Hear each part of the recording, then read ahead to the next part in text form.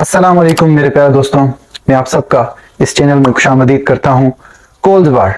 ये cold war किन countries के बीच में हुआ, किन मुल्कों के बीच में हुआ, ये कोल्ड वार क्यों हुआ, किस वजह से हुआ और इस कोल्ड वार को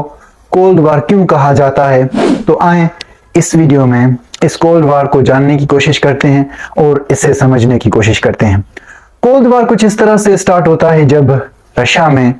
1917 में बोल्शेविक मूवमेंट तहरीक चलाई जाती है। वहां पर पहले इंपेरियलिज्म मींस बादशाहत का दौर था, तो उस बादशाहत को खत्म करने के लिए बोल्शेविक मूवमेंट चलाई जाती है, मींस कम्युनिस्ट मूवमेंट। वहां पर कम्युनिज्म को अप्लाई करने की कोशिश की जाती है और वहां पर 1917 में ये बोल्शेविक मूवमेंट कामयाब होता है, तहरीक कामयाब होता है और इंपेरियलिज्म को रशिया में खत्म किया जाता है और वहां पर कम्युनिस्ट गवर्नमेंट को मुसलत की जाती है, वहां पर कायम किया जाता है और इंपेरियलिज्म को खत्म किया जाता है। और इस 1917 में इस वक्त वर्ल्ड वॉर 1 भी चल रहा था। तो वर्ल्ड वॉर 1 में जो रशियन एम्पायर था वो किसके साथ था, वो एलाइड पावर्स के साथ था। फिर जो यूएस था वो तो पहले किसी के साथ नहीं था, तो उसने 1917 में एलाइड पावर्स का साथ दिया था। फिर 1918 में रशिया क्या करता है कि जब उसका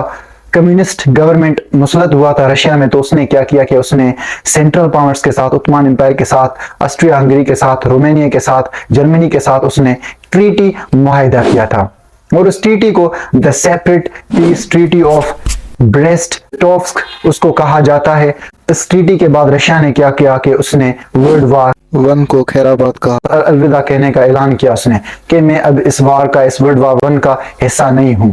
फिर इसके बाद जर्मनी क्या करता है कि वो रशिया के जरिए, रशिया की मदद के जरिए वो वेस्ट फ्रंट पर फ्रांस और ग्रेट ब्रिटेन पर अटैक करना शुरू करता है और दूसरी कंट्रीज पर सेंट्रल पावर्स कब्जा करना शुरू करते हैं, उन पर हमला करना शुरू करते हैं सेंट्रल पावर्स के फोर्सेस। फिर यहां पर जब फ्रांस और ग्रेट ब्रिटेन को पता चलता है कि ये जो रशिया है ये जिसने सेंट्रल पावर्स के साथ मुआहिदा किया है, तो उसके बाद जो ग्रेट ब्रिटेन और फ्रांस था उसने, एलाइड पावर्स ने यही ऐलान किया कि जो रशिया है उसने हमें धोखा दिया है और हमारे मुआहिदों की खिलाफ वर्जी की है, क्योंकि रशिया ने फ्रांस के साथ फ्रांको रशिया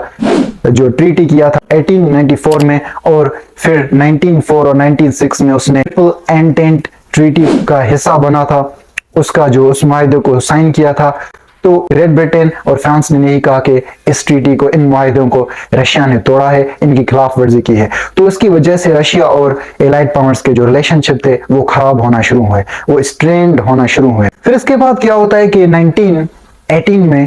व्हाइट मूवमेंट चलाई जाती है। ये व्हाइट तहरीक कैपिटलिस्ट फोर्सेस थे, उन्होंने कम्युनिस्ट फोर्स के साथ जंग करना शुरू की और उनके खिलाफ उन्होंने काम करना शुरू की। ये व्हाइट्स एंटी कम्युनिस्ट फोर्सेस थे, कम्युनिज्म के खिलाफ काम करते थे। तो यहां पर व्हाइट्स और रेड्स मींस कम्युनिस्ट फोर्सेस और व्हाइट फोर्सेस थे, उनके बीच में यहां पर जंग स्टार्ट होता है। और फिर क्या होता है कि जो जोसेफ स्टालिन था वो सोवियत यूनियन उसका डिक्टेटर बना था, तो उसने क्या किया कि 5 इयर्स का प्लान इंप्लीमेंट किया रशिया में। उसने क्या किया कि जो लोगों के घर थे, लोगों के ऑफिस चीजें थे, उनके थे प्रॉपर्टी थे, उनको गवर्नमेंट प्रॉपर्टी, स्टेट प्रॉपर्टी उनको बनाना शुरू किया और उसने क्या किया कि उधर सोशलिज्म अप्लाई किया और उधर उसने जो एटॉमिक बॉम्ब्स और दूसरी चीजें उधर बनाना शुरू किया था, क्योंकि वो जोसेफ स्टालिन था, वो सुपर पावर बनना चाहता था, वो रशिया को, सोवियत यूनियन को सुपर पावर बनाना चाहता था। तो उसकी वजह से उसने लोगों के घर और प्रॉपर्टीज उनसे छीन लिए थे और उनसे काम करवाना शुरू किया था। तो इसकी वजह से जो रशिया था वो जो लोगों के लिए चीजें फराहम नहीं कर पा रहा था, क्योंकि वो चीजें प्रोड्यूस नहीं कर पा रहा था। तो इसकी वजह से लोग 1921 में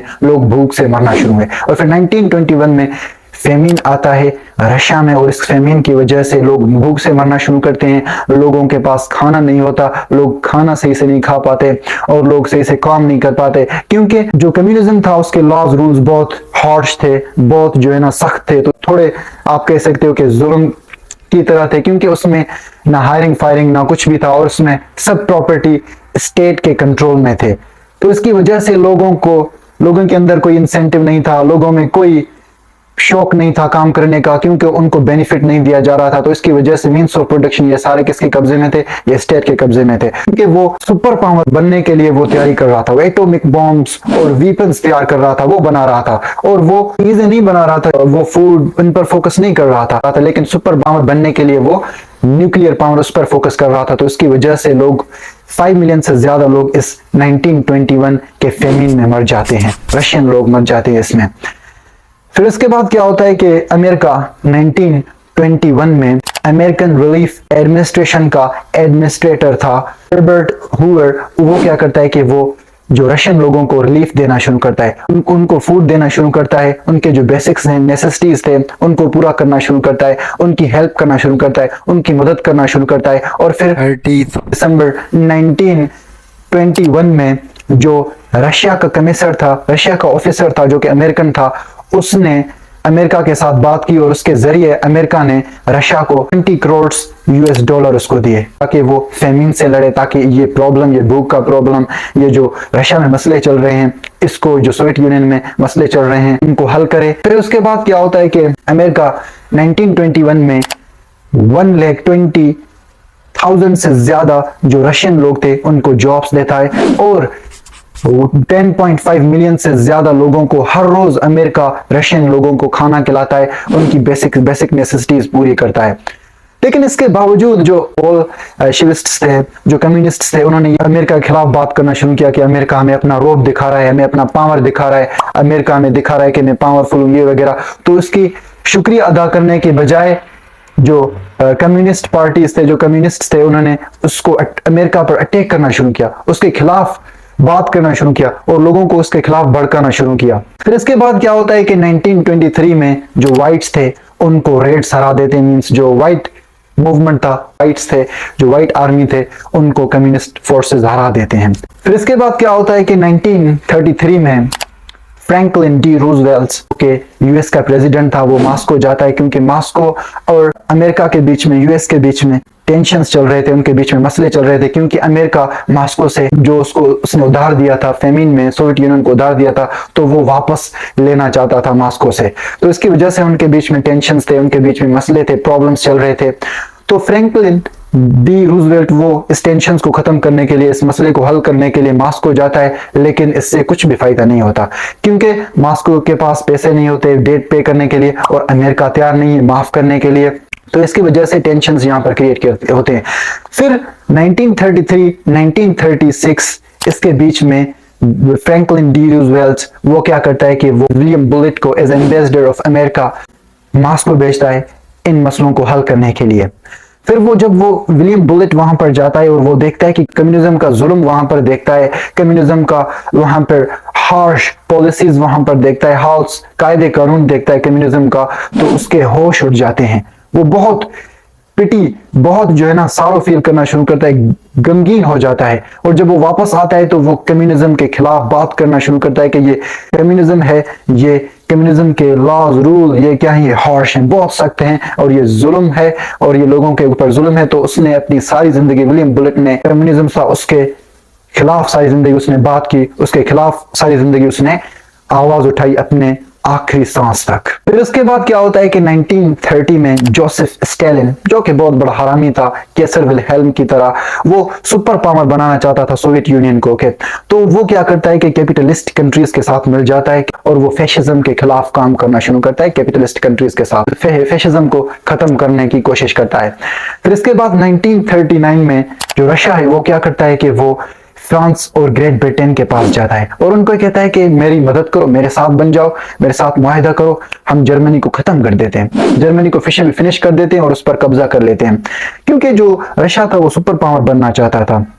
लेकिन फ्रांस ग्रेट ब्रिटेन ने उसे मना किया, उसके साथ कोई मायदा नहीं किया। फिर वो यू टर्न मारता है और वो जर्मनी के पास जाता है और जर्मनी को कहता है कि मेरा हेल्प करो, मेरे साथ बन जाओ, मेरे साथ मुआहिदा करो, और तुम ईस्टर्न यूरोपियन कंट्रीज हैं उन पर अटैक करते हैं साथ मिलकर, और जो ईस्टर्न यूरोपियन कंट्रीज हैं उन पर कब्जा कर लेते हैं, तुम मेरा साथ दो। तो जर्मनी का दिमाग खुल गया, क्योंकि वो वर्ल्ड वॉर 1 का बदला लेना चाहता था। तो इसकी वजह से जर्मनी ने क्या किया कि मोलोटोव रिबेनट्रॉप पैक्ट रशिया के साथ मुआहिदा ये तय कर लिया और मुआहिदा ये साइन कर लिया, उससे मुआहिदा किया। और फिर रशिया क्या करता है कि रशिया फ्रांस के साथ और ग्रेट ब्रिटेन के साथ म्यूनिक एग्रीमेंट उनके भी साथ मुआहिदा कर लेता है। ये डबल माइंडेड था और ये बहुत बड़ा, रशिया बहुत बड़ा हरामी था, क्योंकि ये सुपर पावर बनना चाहता था, सोल पावर बनना चाहता था। फिर इसके बाद क्या होता है कि जो है ना वर्ल्ड वॉर 2 1939 में स्टार्ट होता है, जब जर्मनी पोलैंड पर अटैक करता है। फिर इसके बाद क्या होता है कि जो जर्मनी है वो 1940 में रशिया के पास आता है और उसे कहता है कि मेरा साथ दो ताकि हम जो एलाइड पावर्स हैं उनको खत्म कर लें। फ्रांस और ग्रेट ब्रिटेन को हरा देते हैं, उनके फोर्सेस को तबाह करते थे। लेकिन जो रशिया था उसने उसका साथ नहीं दिया था, क्योंकि उसने कहा कि ये जो जर्मनी ये लालची है, ये कब्जा करना चाहता है, ये ईस्टर्न यूरोप है उन कंट्रीज पर कब्जा करना चाहता है, तो इसकी वजह से उसने उसका साथ नहीं दिया। जब जर्मनी का साथ रशिया ने नहीं दिया तो जर्मनी ने यह समझा कि रशिया ने मुझे धोखा दिया और ये रशिया है ना, ये किसके साथ है, ये एलाइड पावर्स के साथ है। तो फिर जर्मनी 1941 में रशिया के साथ जंग का ऐलान करता है और उसके साथ जंग करता है। फिर उसके बाद ये वर्ल्ड वॉर 2 जंग चलता रहता है। फिर इटली, वर्ल्ड वॉर में इटली को हरा दिया जाता है और वो गिव अप करता है, सरेंडर करता है। फिर उसके बाद जर्मनी सरेंडर करता है। फिर उसके बाद 1945 में जो जापान है वो सरेंडर करता है, जब हिरोशिमा और नागासाकी पर यूएस बॉम्ब्स लगाता है। फिर उसके बाद जापान सरेंडर करता है। तो यहां पर 1945 में क्या होता है कि उससे पहले 1944 में याल्टा कॉन्फ्रेंस हुआ था। उस याल्टा कॉन्फ्रेंस में great Britain, United states, China और सोवियत यूनियन उसमें थे और उन्होंने यही तय किया कि वर्ल्ड वॉर के बाद हम क्या करेंगे, ये जो इलाके हैं, ये जो कंट्रीज हैं हमारे कब्जे में आएंगे, इनको हम डिवाइड करेंगे, तकसीम करेंगे। तो उसके बाद जब वर्ल्ड वॉर 2 एंड हुआ 1945 में, तो जो रेड आर्मी था उसने ईस्टर्न यूरोपियन कंट्रीज थे उनको उसने आजाद किया था। लेटविया था, पोलैंड था और बहुत सारे ऐसे कंट्रीज थे, उनको आजाद किया। तो यहां पर सोवियत यूनियन ने यही कहा कि जो ईस्टर्न यूरोपियन कंट्रीज हैं और जो जर्मनी है वहां पर कम्युनिस्ट गवर्नमेंट होगा, वहां पर कम्युनिस्ट गवर्नमेंट है उसको वहां पर मुसलत किया जाएगा। लेकिन जो ग्रेट ब्रिटेन था, यूएस था, वो ऐसे खुश नहीं थे, क्योंकि उन्होंने ये सोचा कि अगर वहां पर ईस्टर्न कंट्रीज में वहां पर इस कम्युनिस्ट गवर्नमेंट को बनाया जाएगा तो उसकी वजह से वहां पर सारे कंट्रीज कम्युनिज्म को फॉलो करेंगे और ये कम्युनिज्म हमारे कंट्री में, वेस्टर्न यूरोपियन कंट्रीज में आएंगे और ये डेमोक्रेसी को खत्म कर देंगे, ये कैपिटलिज्म को खत्म कर देंगे और वो भी कंट्री जो वेस्टर्न यूरोपियन कंट्रीज हैं वो भी क्या बन जाएंगे, वो भी कम्युनिस्ट कंट्रीज बन जाएंगे। तो इसकी वजह से जो ग्रेट ब्रिटेन था और फ्रांस था उनको ये कबूल ना था। तो इसकी वजह से यहाँ पर क्या होता है कि टेंशन्स बढ़ना शुरू होते हैं, यहाँ पर प्रॉब्लम्स, मसले शुरू होते हैं और यहाँ पर कोल्ड वॉर शुरू होता है। ये कोल्ड वॉर अल्फाज जॉर्ज ओवेल ने इस्तेमाल किया था 1945 में और फिर इसको 1947 में बर्नार्ड बुक ने इसे अपने स्पीच में इस्तेमाल किया था। और इस कोल्ड वॉर का मतलब ये है कि वो जंग जिसमें जो है ना कोई फोर्सेस नहीं लड़े थे, जिसमें कोई फौज नहीं लड़े थे, जिसमें एटॉमिक बॉम्ब्स को इस्तेमाल नहीं किया गया था, जिसमें न्यूक्लियर पावर को इस्तेमाल नहीं किया गया था, ये जो था इकोनॉमिक माशी जंग था, ये सियासी जंग था, ये समाजी जंग था, ये प्रोपोगेंडा के जरिए जंग था, ये मिस इन्फॉर्मेशन, लोगों में गलतफहमी फैलाई जाती थी, लोगों में एक दूसरे के लिए नफरत फैलाई जाती थी, लोगों को एक दूसरे के लिए उकसाया जाता था, इंसाइट किया जाता था और प्रोपोगेंडा के जरिए अपने खुफिया लोगों के जरिए इंफॉर्मेशन हासिल किया जाता था और उस इंफॉर्मेशन को उस कंट्री के खिलाफ इस्तेमाल किया जाता था। फॉर एग्जाम्पल जो सोवियत यूनियन था वो अमेरिका के खिलाफ, यूएस के खिलाफ, लोगों में, ईस्टर्न यूरोपियन कंट्रीज में उनके खिलाफ जो है ना लोगों को भड़काता था, उनके खिलाफ लोगों में खौफ पैदा करता था और उनके खिलाफ लोगों में जो है ना लोगों को उकसाता था और उनको मिस इन्फॉर्मेशन देता था कि ये डेमोक्रेटिक कंट्रीज ये कितने जालिम हैं, ये डेमोक्रेसी कितना खराब है आपके लिए। तो इसे प्रोपेगेंडा के जरिए ये जंग था, ये खामोश जंग था। और अमेरिका का यूएस वो भी वही कर रहा था कि जो रशिया था उसके खिलाफ नफरत फैलाता था ईस्टर्न और वेस्टर्न यूरोपियन कंट्रीज में। तो इसकी वजह से इसे क्या कहा जाता था, इसे कोल्ड वॉर कहा जाता था। तो कोल्ड वॉर यहां पर भड़कता है जब 1948 1953 के बीच में। 1947 में क्या होता है कि कंटेनमेंट मूवमेंट चलाया जाता है और ये यूएस अमेरिका कंटेनमेंट पॉलिसी को इम्प्लीमेंट करता है। ये मूवमेंट कुछ ऐसा होता है कि इस मूवमेंट में ये कहा जाता है कि जो कम्युनिस्ट कंट्रीज हैं उनको कोई फूड सप्लाई नहीं किया जाएगा, उनकी कोई मदद नहीं की जाएगी, उनके खिलाफ कोई खड़ा नहीं होगा, और जो डेमोक्रेटिक कंट्रीज हैं उनकी हेल्प की जाएगी, उनकी मदद की जाएगी और उनको फूड फराहम किया जाएगा और उनके जो बेसिक नीड नेसेसिटीज हैं, बुनियादी जरूरियात हैं, वो पूरे किए जाएंगे। तो यहां पर जो सोवियत यूनियन था उसका बहुत नुकसान होता है इस कंटेनमेंट पॉलिसी की वजह से, क्योंकि ये कम्युनिस्ट के खिलाफ था। ये कम्युनिज्म को रोकने के लिए ये पॉलिसी बनाया गया था, उसे कंटेन करने के लिए पॉलिसी बनाया गया था। फिर 1949 में जो सोवियत यूनियन है वो वेस्ट बर्लिन पर कब्जा करने की कोशिश करता है, उस पर हमला करता है, लेकिन इस हमले को यूनाइटेड स्टेट्स जो अमेरिका था वो नाकामयाब बनाता है। फिर 1949 में क्या होता है कि नेटो ट्रीटी मुआहदा साइन किया जाता है और ये नॉर्थ अटलांटिक ट्रीटी ऑर्गेनाइजेशन कुछ ऐसा होता है कि 10 यूरोपियन कंट्रीज थे, कनाडा, नीदरलैंड्स, अमेरिका, ये साथ मिलके आते हैं और ये कम्युनिज्म के खिलाफ काम करना शुरू करती हैं और ये एंटी कम्युनिस्ट मूवमेंट था, तहरीक था, ये एंटी कम्युनिस्ट मुआहदा था। फिर उसके बाद क्या होता है कि 1950 में जो रशिया था, सोवियत यूनियन था, वो क्या करता है कि नॉर्थ कोरिया को कहता है कि ये जो साउथ कोरिया इस पर अटैक करे, मैं तुम्हारा हेल्प करता हूं, मैं तुम्हारा सपोर्ट करता हूं, मैं तुम्हारी मदद करता हूं, ये जो साउथ कोरिया इसे तबाह कर दो, इस पर अटैक करो और इस पर कब्जा कर लो। लेकिन यहां पर भी अमेरिका ने साउथ कोरिया का हेल्प किया, जो नॉर्थ कोरिया था वो नाकामयाब हुआ उस पर अपना हुकूमत चलाने में। फिर ये 1953 में नॉर्थ कोरिया और साउथ कोरिया का जंग खत्म होता है, उसका इख्तिताम होता है। फिर उसके बाद क्या होता है कि 1957 में ये जो जंग है ये थोड़ा खामोश हो जाता है, क्योंकि 1953 में जोसेफ स्टालिन था जो कि सोवियत यूनियन का डिक्टेटर था और वो मर जाता है, उसका मौत होता है। फिर उसके बाद 1955 में वारसा एक्ट बनाया जाता है, फॉर्म किया जाता है। जो सब कम्युनिस्ट कंट्रीज थे वो शामिल हो जाते हैं और वो डेमोक्रेटिक कंट्रीज के खिलाफ, कैपिटलिज्म के खिलाफ काम करना शुरू करते हैं, उसके खिलाफ उठते हैं। फिर उसके बाद 1955 में जो वेस्ट जर्मनी था उसको नेटो में शामिल किया जाता है, क्योंकि जो ईस्ट जर्मनी था वो कम्युनिस्ट गवर्नमेंट के अंडर में था और जो वेस्ट जर्मनी था वो कैपिटलिस्ट गवर्नमेंट के, डेमोक्रेटिक गवर्नमेंट के अंडर में था। तो इसकी वजह से वेस्ट जर्मनी को नेटो में शामिल किया गया था। फिर इसके बाद क्या होता है कि यहाँ पर जंग है ना गर्म होना शुरू होता है और फिर 1958 1962 के बीच में क्या होता है कि बैलिस्टिक क्राइसिस स्टार्ट होते हैं, कि जब 1962 में क्यूबन पर रशिया ने अटैक किया था, उस पर कब्जा करना चाहता था क्यूबन पर रशिया, लेकिन इस अटैक को, इस हमले को यूएस ने क्या किया कि उसके खिलाफ उसने काम किया और उसने जो है ना क्यूबन का साथ दिया, उसका सपोर्ट किया ताकि वो इंडिपेंडेंट हो, ताकि वो आजाद हो क्यूबन। यूएस, अमेरिका यही चाहता था ताकि इस पर रशिया कब्जा नहीं करे, तो इसकी वजह से उसका उसने हेल्प किया। तो जब रशिया ने ये देखा सारी चीजें कि अमेरिका उसका हेल्प कर रहा है, अमेरिका उसके लिए खड़ा हुआ है, तो यहाँ पे रशिया ने क्या किया कि उसने अपने फोर्सेस इकट्ठे किए और अमेरिका पर बॉम्ब्स लगाने के लिए तैयारी की, उस पर अटैक, हमला करने के लिए तैयारी की। और अमेरिका भी बिल्कुल तैयार था कि उनके बीच में बहुत बड़ा जंग होने वाला था। लेकिन क्या होता है कि 1963 में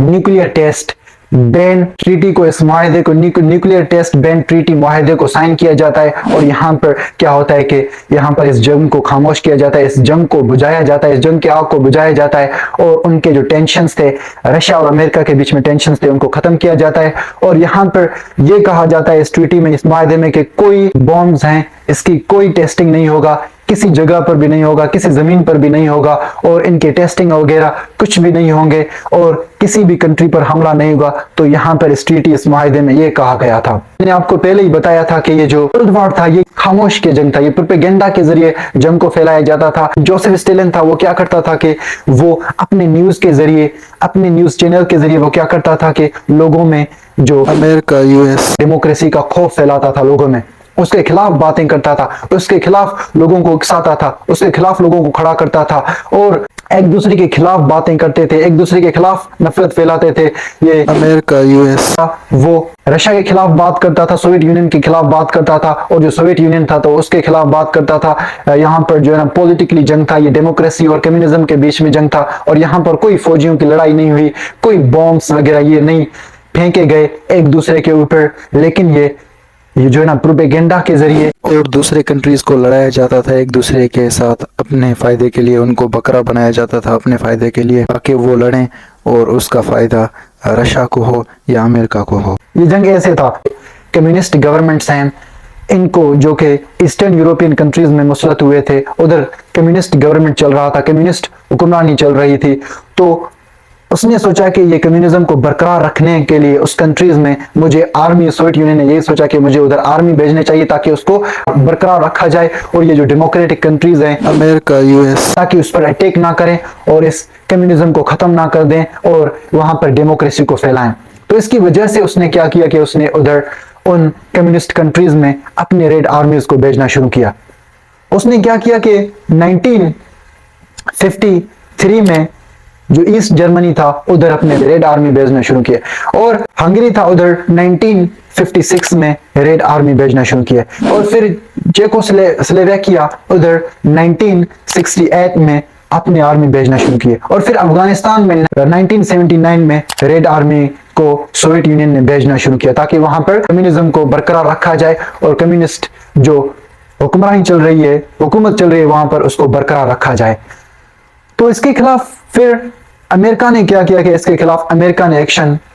रद्द अमल शुरू किया और उसने क्या किया कि जो जहां उन कंट्रीज पर हमला करना शुरू किया, उन कंट्रीज पर जहां पर कम्युनिस्ट हुक्मरानी चल रही थी उन पर अटैक करना शुरू किया। उनमें से ग्वाटेमाला था, ग्वाटेमाला ये कम्युनिस्ट कंट्री था, उसमें 1954 में अमेरिका अपने फोर्सेस भेजता है और उस पर अटैक करता है, हमला करता है। फिर उसके बाद 1961 में क्यूबन के साथ देता है रशिया के खिलाफ 1961 में। फिर इसके बाद जो डोमिनिका रिपब्लिक था उस पर अटैक करता है अमेरिका 1968 में। फिर इसके बाद ग्रेनेडा था, उधर अमेरिका अपने फोर्सेस भेजता है और उस पर 1983 में हमला करता है। फिर इसके बाद जो सोवियत यूनियन और अमेरिका के बीच में और भी ज्यादा बहुत टेंशन्स बढ़ना शुरू करती हैं और फिर 1960s में और 1970s में जो अमेरिका था वो अपने प्रोपेगेंडा में कामयाब होना शुरू होता है। वो अपना उसका मकसद था उसमें कामयाब होना शुरू करता है कि जो कंट्रीज थे उनके अंदर ये आइडिया, ये ख्याल पैदा करना शुरू करता है कि तुम्हें इंडिपेंडेंट होना है, तुम्हें आज़ादी हासिल करना है, तुम्हें इस कम्युनिज्म के कंट्रोल में नहीं रहना, तुम्हें इस कम्युनिज्म को कबूल नहीं करना है। तो ये उसने मैसेज और उसमें उन लोगों में ये चीज फैलाना शुरू की अमेरिका ने। फिर उसके बाद क्या होता है कि जो ईस्टर्न यूरोपियन कंट्रीज थे उन्होंने ये महसूस करना शुरू किया कि हमें इंडिपेंडेंट होना है, हमें इस कम्युनिज्म को फॉलो नहीं करना है, हमें डेमोक्रेटिक होना है। तो यहाँ पर क्या होता है कि 1960s में चाइना क्या करता है कि वो सोवियत यूनियन उसको अलविदा कह देता है, मीन्स उससे जुदाई कर लेता है और उसको कहता है कि अभी मैं सोवियत यूनियन का मेंबर नहीं हूं। और फिर वो क्या करता है कि वो सोवियत यूनियन को अलविदा कहता है। जब सोवियत यूनियन से चाइना जुदा होता है तो इसकी वजह से सोवियत यूनियन का बहुत नुकसान होता है और जो वेस्टर्न यूरोपियन कंट्रीज थे उधर थोड़ा कम्युनिज्म फैल रहा था, तो कम्युनिज्म को उधर बिल्कुल स्टॉप लग गया था और वहां पर डेमोक्रेसी फैल गई थी और वहां पर जो वेस्टर्न यूरोपियन कंट्रीज थे वो यही चाहते थे कि हमें इंडिपेंडेंट, हमें आजाद होना है। और जापान भी पावरफुल हो गया था। तो यहां पर फिर क्या होता है कि 1970 में मिखाइल गोर्बाचेव, जो कि सोवियत यूनियन का प्रेसिडेंट था, वो क्या करता है कि जो सोवियत यूनियन कंट्रीज थे, जो कम्युनिस्ट कंट्रीज थे, वहां पर कम्युनिस्ट सिस्टम चल रहा था, कम्युनिज्म चल रहा था, कम्युनिस्ट निजाम चल रहा था। तो उस कम्युनिज्म निजाम को, कम्युनिस्ट निजाम को खत्म कर देता है, कम्युनिज्म को खत्म कर देता है और उसे डेमोक्रेटाइज करता है, उस सिस्टम को डेमोक्रेटाइज करता है, जमहूरियत का सिस्टम कर देता है उसको। तो यहां पर सोवियत यूनियन बिल्कुल तबाही के किनारे पर पहुंचा था, खत्म होने के किनारे पर पहुंचा था, इख्तिताम के किनारे पर पहुंचा था। फिर उसके बाद क्या होता है कि 1989 में जो यूएसएसआर, सोवियत यूनियन के रेड आर्मी थे अफगानिस्तान में, उनको भगाया जाता है। यूएस अफगानिस्तान की मदद करता है, पैसों के जरिए उनको वेपन्स देता है, उनकी मदद करता है और वहां पर रेड आर्मी को वहां से भगाया जाता है। फिर यहाँ पे सोवियत यूनियन बिल्कुल खत्म हो जाता है। फिर सोवियत यूनियन 1991 में तबाह हो जाता है और सोवियत यूनियन खत्म हो जाता है। फिर यहाँ पर कोल्ड वार भी एंड होता है 1991 में और यहाँ पर अमेरिका अपने मकसद में कामयाब हो जाता है और वो सक्सेसफुल हो जाता है और यहाँ पर अमेरिका का जीत हो जाता है और यहाँ पर डेमोक्रेसी का जीत हो जाता है, यहाँ पर कम्युनिज्म खत्म हो जाता है और बहुत सारे कंट्रीज डेमोक्रेटिक कंट्रीज हो जाते हैं और जमहूरियत को जो है ना डेमोक्रेसी को अपना लेते हैं और यहाँ पर अमेरिका सोल पावर बन जाता है और यहाँ पर अमेरिका जो है ना सुपर पावर बन जाता है और यहाँ पर सोवियत यूनियन खत्म हो जाता है और कोल्ड वॉर एंड हो जाता है। That's it all for today. Allah Hafiz.